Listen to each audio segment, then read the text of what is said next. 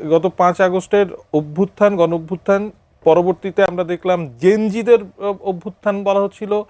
এই নির্বাচন বাংলাদেশে জেনজিদের যেই অভ্যুত্থান, নির্বাচনের ফলাফল, সেটা কি একটা মানে ইতি টেনে দিল? যদি জেনজিদের প্রতিভূ হিসেবে এনসিপিকে ধরি, জামাতের ছায়া ছাড়া এনসিপির রাজনীতি, জেনজিদের রাজনীতি বাংলাদেশে থাকলো আর?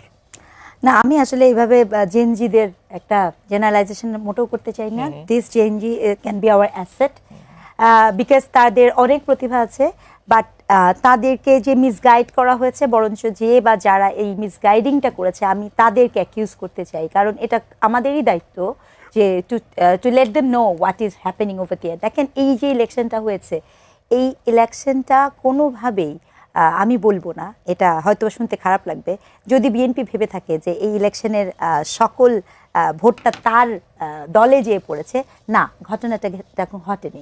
গত 1.5 বছরে ইভেন ইনক্লুডিং এই জেনজি বলেন, যারা এই করেছে, তারা আসলে এই ভোটটা এই জন্য দিয়েছে বিকজ তারা মবকে না বলেছে, বিকজ তারা নারীর প্রতি বিদ্বেষমূলক অনলাইন বুলিংকে না বলেছে, বিকজ তারা মাজার ভাঙা, আপনার মন্দির ভাঙা, সংখ্যালঘুদের উপরে আক্রমণ, তাদেরকে না বলেছে। এবং তারা সর্বোচ্চ ক্ষেত্রে যেটা করতে চেয়েছে, যে তারা চেয়েছে যে এই যে যেই বিষয়গুলো আপনি করছেন, এই বিষয়গুলোতে যে একটা তাদের যে মতামত, কারণ এতটাই আতঙ্ক তৈরি করা হয়েছিল যে সামনে এসে মানুষ কথা বলতেও কিন্তু ভীতবোধ করেছে। কিন্তু তারপরও আপনি ভাবতে পারেন, আমি দেখলাম আমাদের নবনির্বাচিত সাংসদ আমির হামজা বলেছেন বাংলাদেশের প্রথমে সকল সাতক্ষীরা যাবে হচ্ছে জান্নাতে। এখন সংসদেও যে জান্নাতের টিকিট বের হবে কিনা, অথবা আইন পাস হবে কিনা, সেটি নিয়ে কিন্তু আমি শঙ্কিত। তবে আমি মনে করি আমাদের জেনজিদেরকে যৌক্তিক করা, আমাদের তরুণদেরকে যৌক্তিক করা, সম্মিলিতভাবে এবং ঠিকটাকে ঠিক বলা এবং ভুলটাকে ভুল বলতে পারার জায়গাটা আমাদেরকেই তৈরি করা। দর্শক প্রশ্ন করেছিলেন যে তারেক রহমান আওয়ামী লীগকে রাজনীতি করার সুযোগ দিবেন কিনা, সেই প্রশ্নের আলোকে আমি জানতে চাই যে শেখ হাসিনার বিচারের ব্যাপারটা আজকে তারেক রহমান ইন্টারকন্টিনেন্টালে একজন সাংবাদিকের প্রশ্নের জবাবে বলছেন যে আওয়ামী লীগের রাজনৈতিক কার্যক্রম মানে আইনি ব্যবস্থার উপরেই আসলে নির্ভর করবে আওয়ামী লীগের রাজনীতি। আমি জানতে চাই যে আওয়ামী লীগের রাজনৈতিক কার্যক্রমের উপরে নির্বাহী আদেশের যে স্থগিতাদেশটা আছে, সেটা একটি সেই বিষয়ে একটা সিদ্ধান্ত তো তাহলে তারেক রহমানকে নিতে হচ্ছে অচিরেই। আমার মনে হয় কি, এর আগে এর আগে এটা জানা জরুরি ছিল আসলে কি নির্বাহী আদেশে এরকম কোনো সিদ্ধান্ত নেওয়া যায় কিনা, এবং সেটি ইনভেস্টিগেট করাটা খুবই জরুরি।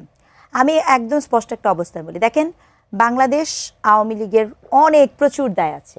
বাংলাদেশ আওয়ামী লীগ এই দেশের মানুষজনকে, এই দেশের যারা আমরা বিশ্বাস করি সম অধিকারে, বিশ্বাস করি একটা স্বাধীন ইসেতে, তাদেরকে এমন জায়গায় নিয়ে যে দাঁড় করিয়েছে, এমন নৈতিক জায়গাতে নিয়ে যে দাঁড় করিয়েছে যেখানে আমরা কখনো ভাবিনি যে আমাদেরকে স্বাধীনতার 54 বছর পরে এসে এই রকম সিদ্ধান্ত নিতে হবে, আমাদেরকে মুক্তিযুদ্ধের ইতিহাস নতুন করে জানতে হবে, শিখতে হবে।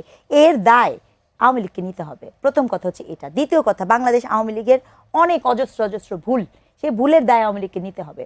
তো এখন কথা হচ্ছে যে আওয়ামী লীগকে সমর্থন করার সাথে সম্পর্কিত না, আলাপটা হচ্ছে, আমি সবসময় বলি আপনি সব কিছু একটা প্রসেসের মধ্যে দিয়ে যান, এমন প্রসেসের মধ্যে দিয়ে যান যাতে করে সেটি নিয়ে কোনো কথা না উঠতে পারে।